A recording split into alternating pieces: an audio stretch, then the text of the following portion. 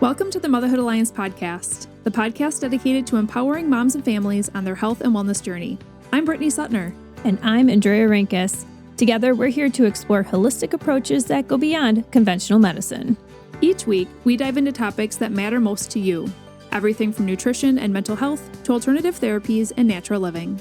And whether you're a new mom navigating the early stages of parenthood or a seasoned pro looking for new ways to support your family's well-being, you're in the right place. Even better, all of our guests are local small business owners who you can actually talk to and work with. You can learn more about today's guest and connect with hundreds of other health and wellness professionals through our informative and easy-to-use directory at motherhoodalliance.com. Before we get started, keep in mind that this podcast is for informational and educational purposes only and is not a substitute for personal healthcare advice. Please consult your healthcare provider before making any changes based on the podcast content. Thank you for joining us on this journey. Are you ready to help your family thrive? Let's get started. Hi, we are Britt and Drea from motherhoodalliance.com, and we are excited to welcome you to a 4-episode series with Kristen Humiston, a passionate therapist, coach, and mom of 6 who brings both clinical experience and lived experience to the work of healing. She's a licensed advanced practice social worker who is certified in brain spotting and EMDR, and her specialty is working with trauma and stress-related challenges, including PTSD, anxiety, relational problems, and spiritual wounding. She tells her story more in episode 1, but Kristen's journey started in the music world as she owned a music studio for over 20 years while homeschooling. Then, in 2019, after a season of personal and family trauma and healing, Kristen felt drawn to pursue therapy as a career. Today, she helps women and couples rediscover their worth and step into their strength with courage and clarity through her Appleton-based business, Courageous Healing Therapy. Kristen loves to learn new things, and with kids ranging from 9 to 21 years old, her most recent hobbies include being a sports mom chauffeur, pottery classes, relearning 5th grade math, and spending time with her husband. All right, it's time to invite Kristen to the mic, so let's dive in.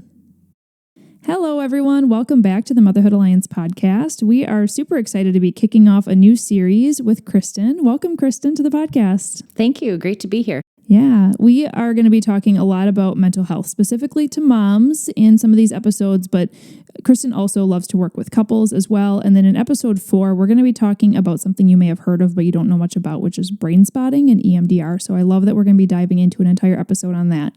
But before we get started, let's talk about your fun fact. Not going to lie, made me giggle a little bit, but you shared a couple of them. You love renting cars, and you also love the smell of office supply stores. Tell us about both of these. Yeah, I love renting cars. You had said earlier before we started recording, it means adventure awaits, and absolutely. Plus, it's super clean. Yes. The only opportunity to ride in a super clean car right now. It smells good too. It smells fantastic.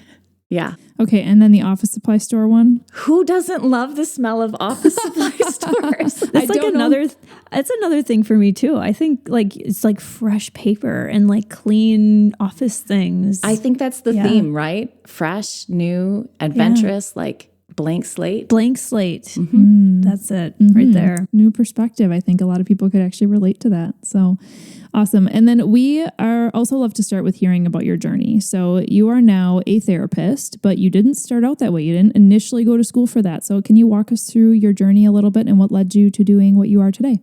Sure. I think all of these pieces that I want to share are important in the work I do today. So I grew up as a pastor's kid in a ministry home, and that shaped a lot of what I do today, who I became. And in late high school, early adult years, experienced some very significant acute traumas with accident and one which I won't mention just because we want listeners to be able to stay regulated. But throughout that, I loved music, and I loved expressing myself through music, writing music by the time I was, in high school and beyond. And so I just felt like it was natural to go into music. And I did that, owned and operated my own studio for about 20 years. And then we had a family trauma that was pretty significant and landed us without a home, without income, all sorts of things with 6 little kids. And so through my own healing and that process, experiencing that trauma, realized this thread that actually had been woven throughout my childhood and in through adulthood which was always loving to sit with the hurting. And I had had lots of opportunities to do that. And so watching my own growth and my own movement throughout the struggles that I had as a child and as a parent, as a mama, homeschooling mama for many years, I recognized the power that healing can bring to our everyday lives, to our marriage relationships, to our friendships, to the way we showed up in the world, and the impact that actually has on home, on work. Again, just what we believe about ourselves is so key to how we move through the world. And a lot of people are missing that, those pieces that help them have confidence. And so then you had to totally go back to school to start this new career. And challenge all of those thoughts about myself in a new way. Yeah. So it was an awesome opportunity to do that and to continue healing in that. So yeah, and you started out in the coaching realm and now you are in the therapy realm. So just really quick, give us a brief overview of who you love to work with. Yeah, I love to work with women and couples, women especially because it's a lot of my own story, right? Moving from that hurting to thriving and flourishing. And you said you're a mom of 6 kids. So what are their ages right now? Yeah, right now, 9 to 21. Okay, so you have a wide range of just different levels and hormones and all the things. Yep, my oldest just got married this last year, so I'm a mother-in-law. I don't know. It's a weird term to think about. Just wait till grandma comes along, right? Yeah. Yeah. And in this episode, we're going to be talking a bit about kind of normalizing the need for healing in motherhood. Motherhood is a hard journey. It can feel very lonely. It can be very beautiful, but I would agree that I think that there are a lot of hidden feelings that people are not bringing up. So let's kind of start at the beginning. Why do you think that so many moms are struggling with? It could be they realize they're struggling with mental health challenges, but maybe they don't feel like they have the time to see somebody about it. But I think a lot of women are struggling with just this like deep angst and anxiety of A, losing themselves a little bit within motherhood, but then B, like not knowing who to turn to. So tell us a little bit about where you feel like the struggle is for women. Yeah, I agree. I see that a lot, losing themselves. Who am I? And many times we're becoming moms, midlife. We haven't figured out who we are anyway. Right, yeah. And then an expectation that we should have figured out who we are and we should be better at this. Along with, I didn't want to be like my mom. I didn't want to be like my dad. I swore I was going to not do this to my kids. And we often find those repeated patterns because they are ingrained in so many ways in us. So just that constant demand that motherhood puts on us highlights and brings out a lot of the, didn't have time, wasn't going to address it earlier, childhood things that then lay on top and are like floating around in our brain while we're just trying to go to soccer practice or the grocery store. Mm-hmm. And we'll be diving into an entire episode specifically on that, which I'm really excited about, of just how our upbringing really shapes who we are as parents, but it doesn't have to at the same time. Right. But you also talk about death by 1,000 paper cuts, which is a really scary sounding thing, but can you break this down for us? And then as well as what does that look like compared to motherhood? Yeah. Death by 1,000 paper cuts is all those small ways that our personhood is kind of poked at, and we shrink. We become small in our life, sometimes because, again, motherhood, we have to put sometimes our own needs on the back burner, right? But that death by 1,000 paper cuts can be the emotional experiences and connection that you aren't getting, either with your spouse, partner, with your children. If you struggle to connect emotionally with your children and you sense that every time you put them to bed, it's all the negative self-talk that you are saying against yourself as well. Oftentimes old messages that were explicitly told to you before, yet now you hear them in your own voice. Well, and I would even add to that, social media and the world that we live in is guilt. Constantly telling us that we're not enough. Right. Absolutely. Yeah. Another area I think a lot of women struggle with is friendship. Like you think about back in high school times, you probably had best friends. You told them everything. You would have multi-hour conversations after school. You would just do so many things. And then motherhood hits, and now you have friends that even if they're in the same season of life as you and they're having kids as well, they're doing cloth diapering and you're not. And you just feel like this like slight judgmental feeling. So how do you recommend women navigate through that challenge? Yeah, I see this a lot in the office, and man, what a challenge to not compare, and what a challenge to learn not to judge. And the only solution I have seen in that realm is to really learn to love who you are, to become able to accept your bent, your personality, your quirks, your preferences, to become like okay and more confident with, yeah, I don't cloth diaper. That's okay, right? I'm not able to breastfeed.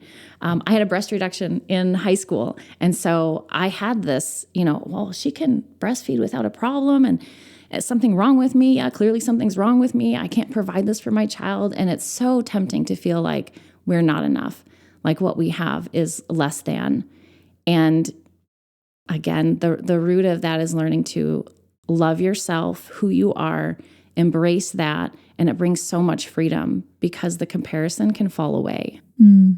That brings just like this feeling. I feel like when you just said that, the comparison can fall away, it just brought this feeling of lightness, like at least into my body, just hope and stuff like that.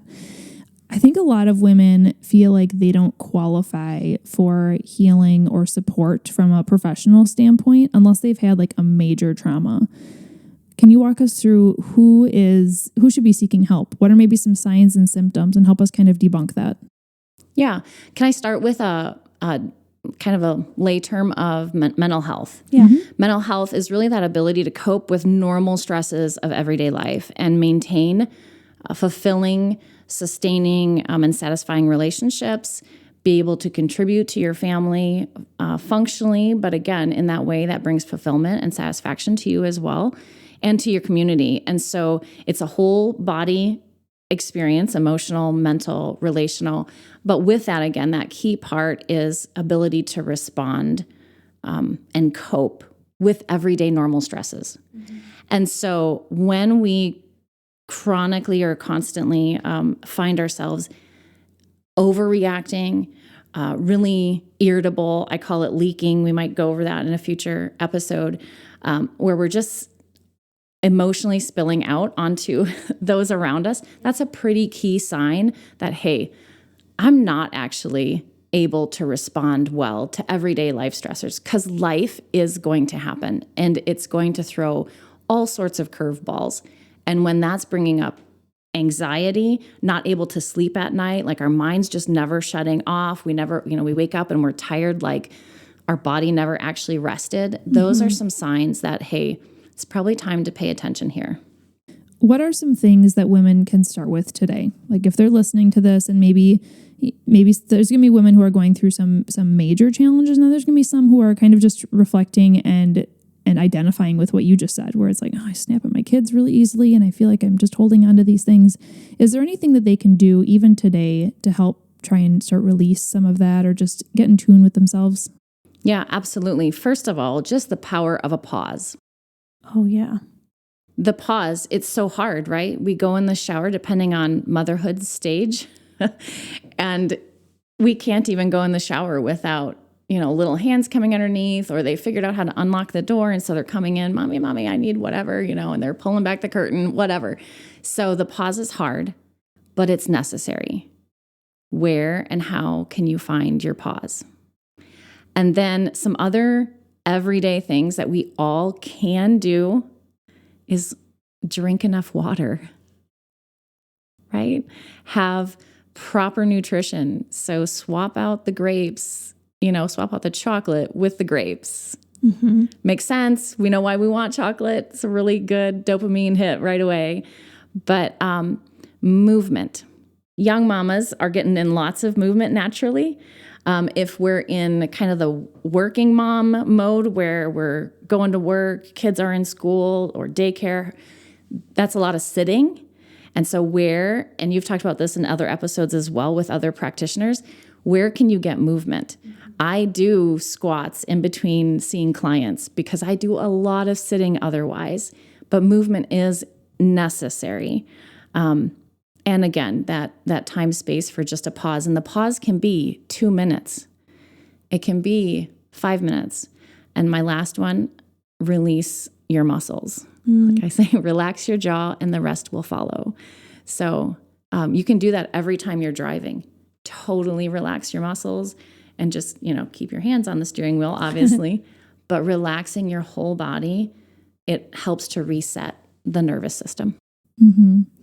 Yeah, I remember doing a specific, I think it was like a 10-minute, it was called a meditation, but it's really just like going through your body. And if you just like lay down, if you have the capacity to do it, where you just start at one end of your body and you start with your toes and you bring your brain to that area in order to relax it. Because even as you're saying that, I think a lot of people be like, I'm relaxed. Yeah. Yep. Oh, I'm sitting here, I'm breathing, I'm relaxed. And then you're like, how come your shoulders are so high up by your ears? And you're like, oh yeah. Yeah. So it actually takes like some learning and some practice to be able to do that. I know I do that with my kids if they're having trouble sleeping. We call it like dust. So the dust goes down to their toes and they relax their toes and it goes all the way up. And if I do that for myself, I find myself a lot more relaxed too. It really does help. Yeah. Changing subjects just a little bit here, but a lot of us have friends that are also mothers. And so I think a lot of times you can just tell when someone is off, maybe not acting like themselves. What would be a good question to ask a friend to just do a check-in and see how they're truly doing and maybe get them to open up a little bit and not give that surface level fine? Yeah, I think it is checking in on the last time they paused. That's a good question. It's just, when was the last time you paused? When was the last time you took a breath? Yep. When is the last time you relaxed your stomach, your core? Your glutes. If you're squeezing your glutes, your butt muscles, that really gets the you. pelvic floor muscles are the number one gateway. If they're relaxed, our body can't be relaxed muscle. Our muscle body can't be relaxed and simultaneously be anxious. So if we're having brain fog or memory, or we're like not able to think clearly, right, and like grasp, sometimes we forget words, it's a very likely sign that your body's kind of living up here in that fight flight. And muscle relaxation is going to be the quickest way to bring your body out of the fight flight, which can then bring your ability to access your prefrontal cortex with your language and executive functioning, all of those things. Another one that I have been trying to do lately is, you ever meet a person and they just are smiling all the time and you're like, I want to be like that person. And part of it is like, I want the joy in my life that I see them portraying. But part of me is like, I just want to smile more. Like, I think a lot of us are naturally just a little bit more, what's the word? What's the nice word? Yeah, what's the nice word? Serious faced, I guess. And so in the mornings, I've been going for walks almost every morning that I can, and just short ones just around the neighborhood. But I'm actually awkwardly smiling while I walk, like forcing myself to do it. Because if you're just sitting right now here listening and you just smile, that just totally changes the way that your body feels. At least it does for me. So you might feel weird about it. You might look weird, but who cares, right? You know what? But it's also at the same time, right? if you look around and you notice the small percentage of people that do smile in their everyday life, like if there's a singer and they smile while they're singing, they look joyful and natural. It doesn't look weird. So I think you can figure out how to do that. And it brings a smile to your face because we have those mirror neurons, right? That are like cause us, you smile. Oh, I'm going to smile. I'm going to find something in me smiling, even if it doesn't necessarily make my muscles change on my face, right? Mm-hmm. Let's talk briefly in this episode about our kiddos' behavior, because especially when I shouldn't even say especially, even when they're school aged, they don't have to be little. They can still trigger us. And it might be some deeper trauma that we're going to be talking about in some other episodes, but it might just be, I'm out of patience today and I am touched out. So do you have any tips for parents who are listening on what to do in the moments when you feel like the steam is starting to come out of your ears? Yeah, it goes back to that very moment.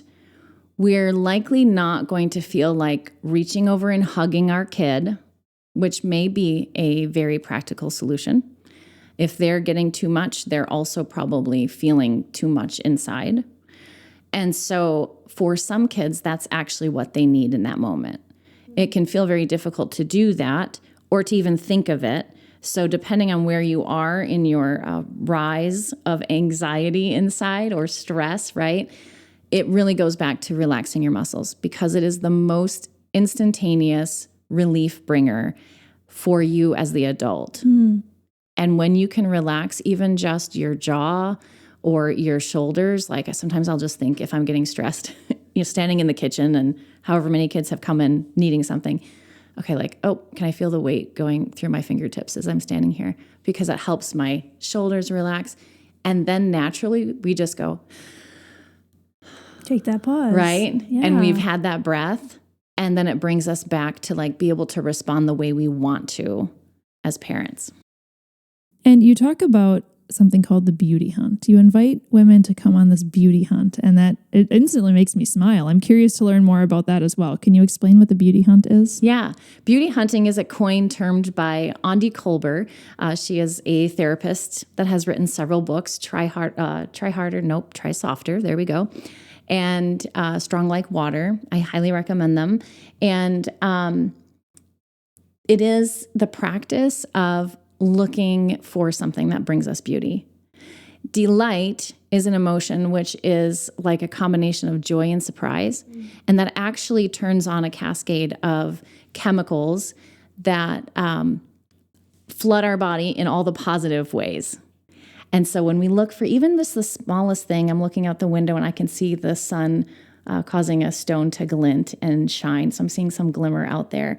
And when we reflect just for even a few seconds on something that's beautiful around us, it brings that positive cascade of chemicals into our body and can change our whole internal world. I feel like it just grounds you, right? Just brings you back. Absolutely. Yeah. I love it.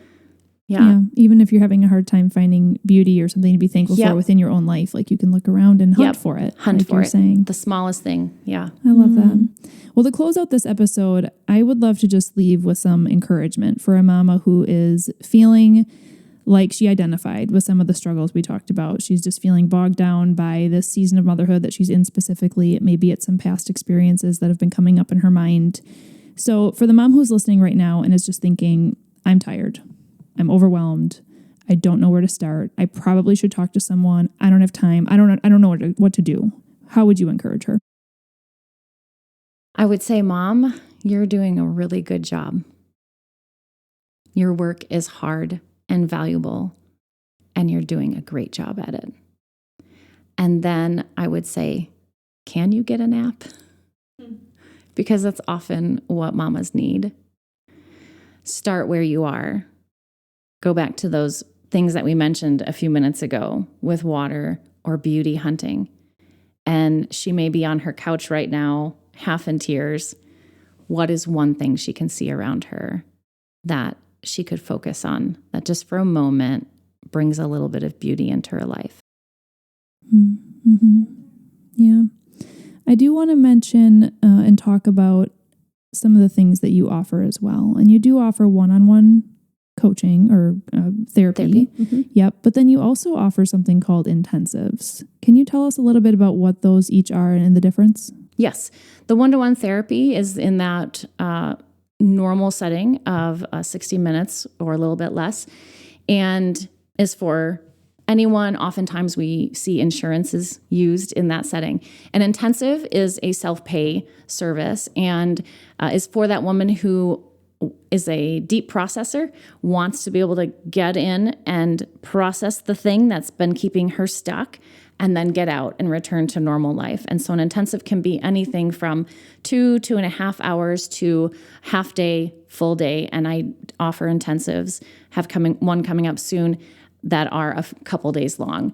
And it's, again, specifically either I don't have time to address this in my regular life, I'm afraid of what it would open up, or just the time frame of like, I can't get a weekly session in or every other week, but in my life, maybe teacher or however work operates, I can set aside this time, go in, process the thing, clear it, and move on with life. I love the idea of that, because just what you're saying, mom life is busy life, right? And a lot of women are needing to get babysitters depending on what season they're in. And so it's a lot easier to get, hey, I'm going to have someone come over for a half day instead of every Monday, I need someone from this time to this time. And then you also do this for couples as well? Yes. Okay. So same concept, which can be a really great way. Couples need that space to step away from life and be able, again, to work through the conflicts, the patterns, and have an opportunity to practice new ways of communicating, especially, and being together. And so stepping away from life, having a little bit longer time frame to do that is highly beneficial. Great. We will link to everything related to you in the show notes, your website, your social media, all of those things. But we are excited to dive into our next episodes together. And just to give you guys a heads up and get you kind of on the seat of your chairs for these next ones, she mentioned the leaking piece in this episode. We're going to be diving into that in our next episode. So that's going to be really great and really honing in on how our upbringing shapes us as parents. And then in episode 3, we're going to be talking about highly sensitive motherhood and just how women and men really who are highly sensitive, just some tips and tricks on navigating motherhood with that. And then in episode 4, like I mentioned, we'll be diving into brain spotting and EMDR. So these are going to be some really great episodes. We're so thankful for you, Kristen, and we can't wait for the next one. If you enjoyed this episode, would you consider leaving a rating or review or sharing it directly with a friend who could benefit from the information? We know that you're a busy mom or caregiver, and our goal is to make your life easier by bringing tips and tricks directly from experts into your earbuds. By sharing this episode with someone you love, you can play a critical role in helping to make their life easier as well. We appreciate your time and thank you for being a part of the Motherhood Alliance family.